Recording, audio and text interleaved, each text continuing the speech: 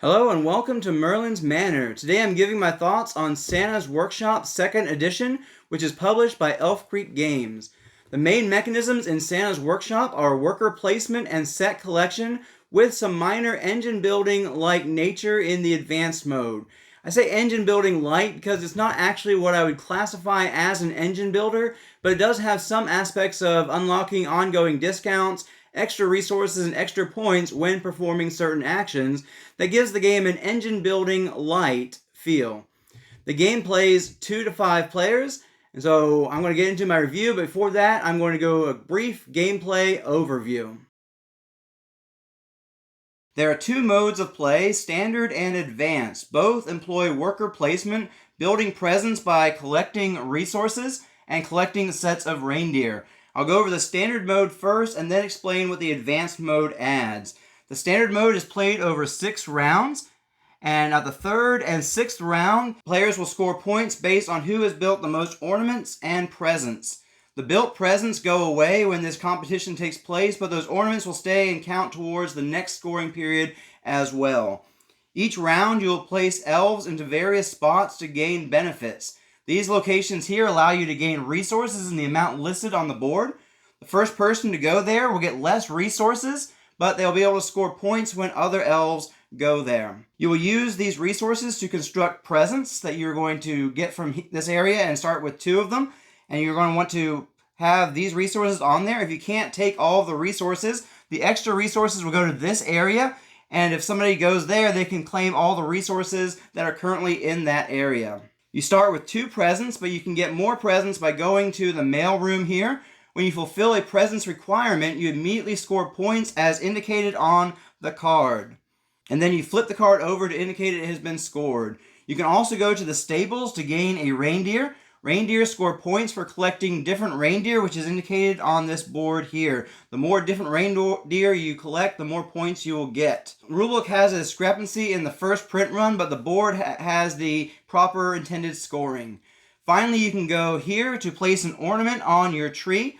You'll take one at random from this and put it on your tree, and you'll get the benefit that's listed on here, as well as the benefit that you place it over on the tree.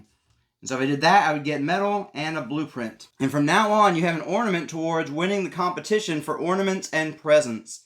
At the end of the 3rd round, you will give out points for who has the most ornaments and presents and discard scored presents to Santa's sleigh. At the end of the 6th round, you will again award points for the most ornaments and presents and proceed to endgame scoring by adding up your reindeer points. The advanced game is played on the other side of the board and the other side of the player boards. In this version, there are 9 rounds, and Santa will visit on the 3rd, 6th, and 9th round and award points for those who have the most ornaments and fulfilled presents. This mode adds coal as a resource that must be paid in order to purchase reindeer cards, as well as resources in the various shops. You have a spot where you can go to fill up your coal bucket. The first person that goes here will get 1 victory point as well, and then there's an unlimited amount of people that can go to this spot to fill up their coal bucket. There are only 2 spaces at each material location, and if no one has claimed the training token, then when you go there, you can pay an extra coal to be able to get this token. If you place it resource side up, then every time that elf goes to the shop there, they can get an extra 1 of that resource. If you place it on the number side up, then you will get 2 points at the end of the game. Resources gathered must be immediately placed and cannot be moved later. They can be placed on a present or on an upgrade spot on your board. You can upgrade your coal bucket to contain more coal by paying the wood resources listed on the player board. There are 2 rows that are covered up at the beginning of the game. You can use metal to unlock tools that give you a point each time you fill your coal bucket. You can pay cloth resources to unlock coal discounts when paying for a reindeer, and you get 1 coal discount per one of those you have unlocked. The blueprint location allows you to get blueprints. The first person only gets a single blueprint, but may get points when other elves go there in the future, if they choose to take more than 1 blueprint. The second person has the choice to get either 1 or 2 blueprints, but if they get 2 blueprints, then the first player will get 3 points. Then when the 3rd elf goes, they can choose to take 1, 2, or 3 blueprints, and they can give 3 points to the first player and 2 points to the second player to take those extra blueprints. If you go to the tree location, you get to place one of your ornaments on the tree and take the benefit listed on that ornament. So this one would get you a medal, and you also get the benefit of where you place it. So that would be a cloth. You could get a medal and a cloth if you did that. You can go to the mail room to choose presents to construct. If you go to this space, you get to choose 3 of them. If you go to this space, you reset and you choose 2 of them. Finally, you can come here to pay the coal that's listed in the corner here to gain one of these reindeer. The reindeer here also provide an extra benefit when you claim them. The reindeer get more costly after each Santa inspection after the 3rd and 6th rounds, but the value of the benefits on the card also go up. You can collect more than one of the same reindeer, but you will simply take the benefit on the card and score only 2 points at the end. Just like in the standard mode, you will score points immediately when you complete presents. You will score points for getting 1st, 2nd, 3rd, or 4th place for ornaments and presents each time Santa visits, discarding presents to the sleigh after each visit. And you will score points for reindeer at the end of the game. You also have opportunities to score points throughout the game by unlocking certain abilities and getting certain reindeer. You will also score points at the end of the game based on what you have on your player board. 2 points for each of these elves that you have fully trained. Points for the tokens that are on the 2-point side. You get 4 points for having both mining tools unlocked. And you get 4 points if you have unlocked both discounts there. And if you've unlocked both of these, then you'll get 4 points there as well. Of course, in both modes, the player with the most points at the end of the game wins. Okay, let's get into the game review itself, starting with art and components. The artwork by Andrew Bosley and Jackie Davis is great as one would expect. The artwork is whimsical, which works well with the theme. Each player board has different elves and are dual-sided to accommodate the standard and advanced modes. Symbology on the board and cards is clear and easy to understand. Now, while the components are not over the top, I like them quite a bit. Each player's elves are different shapes, and each player has 3 different elf meeples when they could have gotten away with the same model for each elf. I will say it is hard to tell the difference between 2 of the elves in each set, as the only difference is one has pointy feet and the other rounded feet. There are also extra meeples for use in the 2 and 3 player games. You have a fairy, you have a snowman, and you have a South Pole elf who is doing a handstand. And of course there is a Santa meeple which serves as the round tracker. The color choices for the meeples are very festive. You have gold and silver and red and green and light blue, which isn't quite as festive as the other ones. The cardboard resources all have a different feel to them, which is a nice touch. The wood feels kind of wood grainy, the metal resources has a foil texture, and the cloth is very smooth. The ornaments have a cool shimmer on their backside, and it's cool to place them out on the tree. The first player marker is a Christmas tree that has a bit of a sparkle to it due to the silver garland and the star. The coal has a great look and feel to it as well. Santa's sleigh has a place to discard gifts during the inspection phases, and is a nice touch as well since Santa is loading up the toys in his sleigh. The sleigh looks nice, it's well built, and provides a place to store the letter cards in the box when you've packed it away. The first printing has some special things that come with it. You have a promo pack that includes 5 promo toy cards and an extra set of reindeer. It comes with a red sack, which doesn't really serve a purpose, but you can store the coal in it. The front cover has a shimmer to it and is numbered for the first print of the first 4,000 games. Now let's get into ease of play. The standard mode is super simple to learn and play. It could easily be a first worker placement game. It is clear how you can score points and how you build out the cards.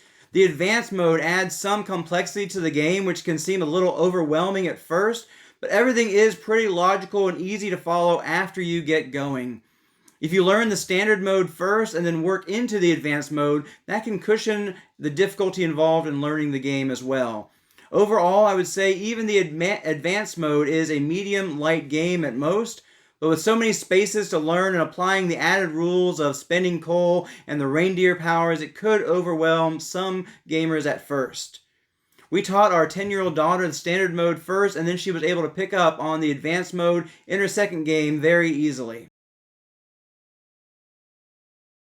Now let's move into the gameplay review. I really enjoyed the gameplay. The simple standard mode is good for families and casual gamers. It provides some interesting decision space when it comes to getting resources. If you go there first, you get less resources, but can get points when others go there after you. There's also some tension when it comes to taking the pile of resources that people leave as leftovers. Do you wait for more resources and risk someone else taking them, or rush in and grab them? Also, it's an interesting element to the game that when you are taking resources, you get points for extras that you cannot place instead of just losing out on the overage. Sometimes it can even be worth just going and getting the points there. Overall, the standard mode is a bit basic, but that is perfect for a family mode or introductory mode, or even if you just want to play a very light worker placement set collection game.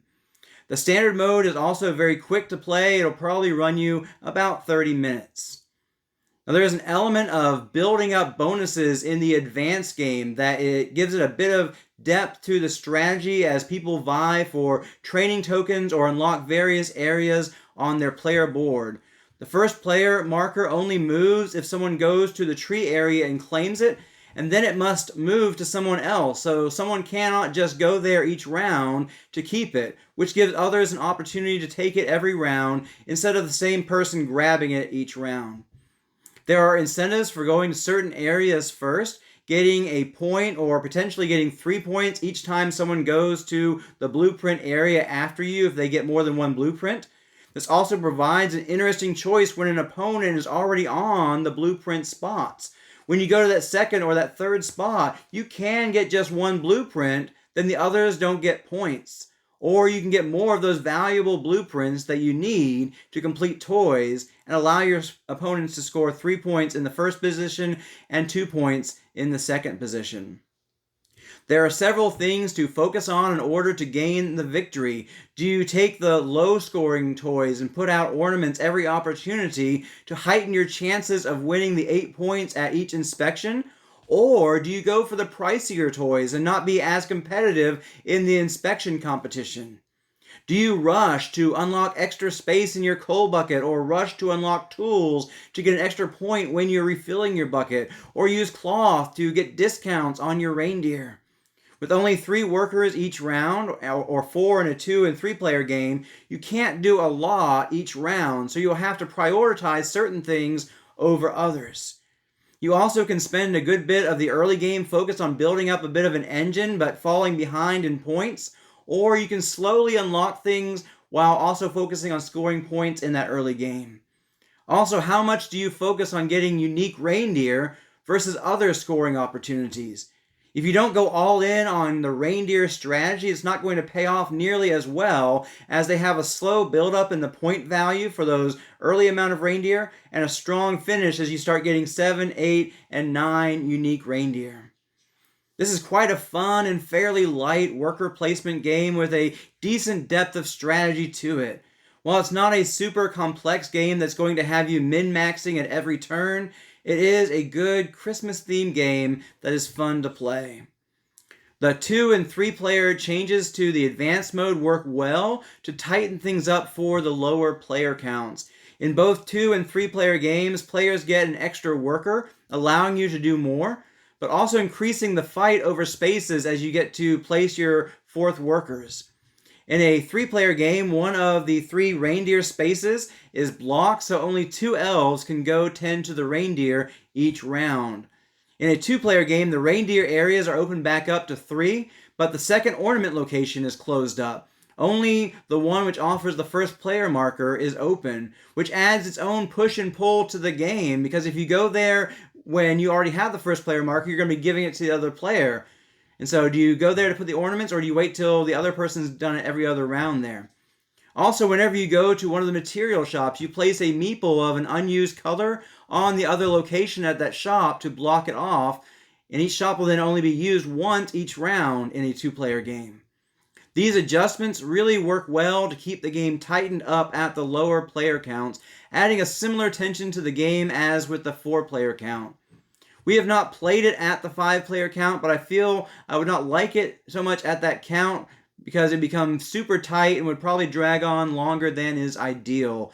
At 2 to 4 players, you can expect the game to be about an hour to an hour and 45 minutes. Our games typically came in around an hour and a half, a little less for 2 players and a little bit more for 3 to 4 players. I would estimate that a 5-player game would push 2 hours, at least at first.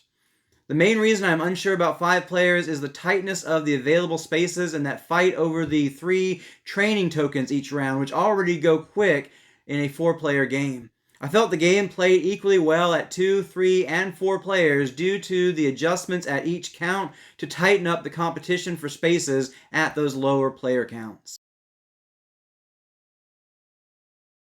Now let's talk about theme. Since there are not a plethora of good Christmas-themed games out there, I really like the theme for this game as a game that I can bring out each Christmas season. The theme works really well with the gameplay as well, since you are elves getting resources to build toys that are literally letters to Santa, as you can see right here. You're also taking care of Santa's reindeer by keeping them warm with coal, and if you use blankets, then you can keep them warm with less coal.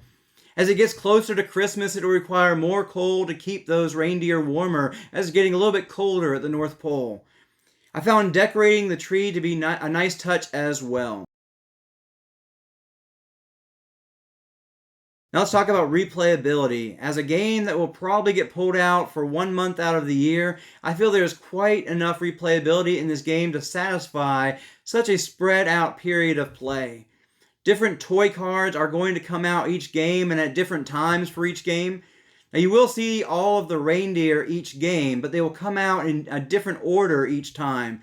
And where you stand in needing the bonuses that they offer may change which ones you want to go after, or even if you want to go after them. Now with the first print run, you will also get a promo reindeer that you can substitute in for one of the others.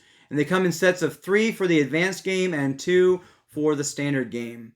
Overall, I don't think the differences you see each game would make this game one to replay year-round over and over again, but for playing 1 to 2 months out of the year, it offers plenty of replayability to come back to each year as a holiday tradition. Now let's get into my final thoughts on this game. I enjoy the Christmas theme of Santa's Workshop, which gives it a solid yearly place in my gaming rotation. It is a good, simple worker placement game with 2 options for play, one being a very light game and one being a medium lightweight game. I'm giving it an 8 out of 10. The game has great artwork, nice components, good gameplay and strategy. It is a fairly simple game to learn and to teach, especially if you start out with the standard mode and then learn the advanced mode. The game doesn't overstay its welcome but has a nice arc to it. The standard mode is a tad quick with only 6 rounds, but that can be great for families, especially with younger children. I did find the advanced mode, which was not too difficult for my 10-year-old daughter to learn and be competitive in, did overstay the welcome a little bit for her, but for most adults who are board gamers, I wouldn't think the advanced mode would overstay its welcome at about an hour and a half. But if it does, then the standard mode certainly is quick enough. This is a game that I look forward to bringing out each December and playing, and I can recommend it if you enjoy lighter worker placement games with a bit of set collection and resource gathering. If you're looking for a solid Christmas-themed game, then look no further than Santa's Workshop. I hope this review has given you something to think about, and as always, I will catch you in the next video.